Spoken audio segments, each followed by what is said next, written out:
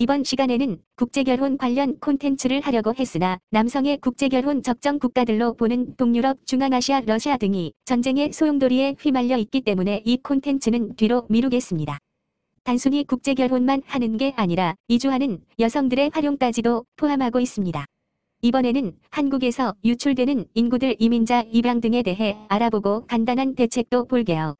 외교부 기준 해외 이주 신고자 현황에 따르면 2017년 6월에서 2020년 12월까지 해외 이주자는 2,510명입니다. 2013년에서 2016년까지의 1,267명보다는 증가세가 있었다고 합니다. 한국 국민이 외국 국적을 취득한 국적 상실자와 복수 국적자로 살다가 한국 국적을 포기한 국적 이탈자도 증가 추세라고 하네요. 법무부 기준 2015년 16,595명이던 국적 상실자는 2018년 26,607명으로 증가했다고 합니다. 이렇게 여러 가지 이유로 해외로 이주하는 사람들의 증가를 볼 수 있는데 다양한 설명으로 해석하기도 하고 정치적인 여론 공세로 주고 받고 하는 상황도 볼 수 있습니다. 뚜렷한 것은 오는 사람보다 나가는 사람이 많았다 하는 것이고 이 부분에 대한 개선이 있어야 할 것입니다. 우선 오는 것은 국제결혼 다룰 때 같이 하겠고 나가는 이주자들에 대해서는 너무나 다양한 해석들이 있고 상황이 있기 때문에 개별적으로 기준을 세우기는 어렵다고 봅니다. 이것은 저출산의 결책으로 다루고 있는 소재이기 때문에 출산 관련 연령대인 35세 이하의 해외 이주 희망자에 대해서는 제한을 두는 걸로 생각해 봅니다. 그렇다고 못가게 할 수는 없는 것이고 이주할 국가의 기준뿐 아니라 국내의 관련법이라도 만들어서 해외 이주 기준을 강화해야 할 것입니다. 특히 35세 이하의 해외 이주는 기준이 상당히 높아져야 할 것입니다. 가족 단위로 이주하는 경우에도 35세 이하의 가족이 포함되어 있다면 높은 기준이 적용돼야 합니다.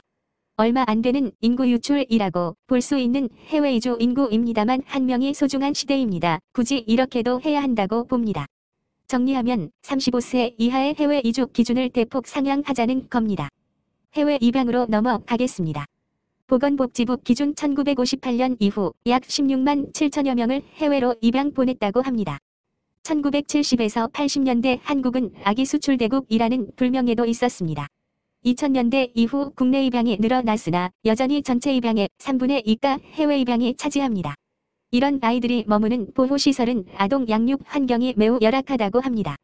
유기 아동이 되는 경우는 보호자가 없거나 이탈 및 학대 등의 이유로 시설 입소, 입양 등의 보호 조치를 합니다. 매년 300명에 가까운 아이들이 유기되고 있다고 합니다. 또 유기 아동들은 미등록 상황이기 때문에 건보 등 혜택을 받지 못합니다. 지금 시점에서는 아이들의 해외 입양은 원천적으로 막아야 합니다. 한 명의 아이라도 국가가 키워내는 역량을 강화해야 할 것입니다. 기존의 사설 보호시설 전체를 국가관리로 통합하고 관련 지원 역시 국가 책임제를 실시해야 할 것입니다. 부지는 지방의 폐교 등 활용할 수 있는 것들은 사용하고 모든 보호시설의 통합으로 적절하게 분산하여 이동시킵니다. 아이가 성인이 되고 취업 시기까지도 세세하게 챙겨야 할 것입니다.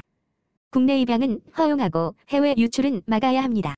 여기에는 많은 사연들이 있고 상황도 있겠습니다만 인구 유출은 더 이상 있으면 안 됩니다.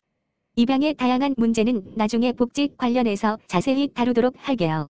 정리하면 미등록 아이 및 보호가 필요한 아이들 모두를 국가 책임제로 관련 시설들을 통합하고 성인 이후까지 관리해주고 해외 입양은 막자는 겁니다.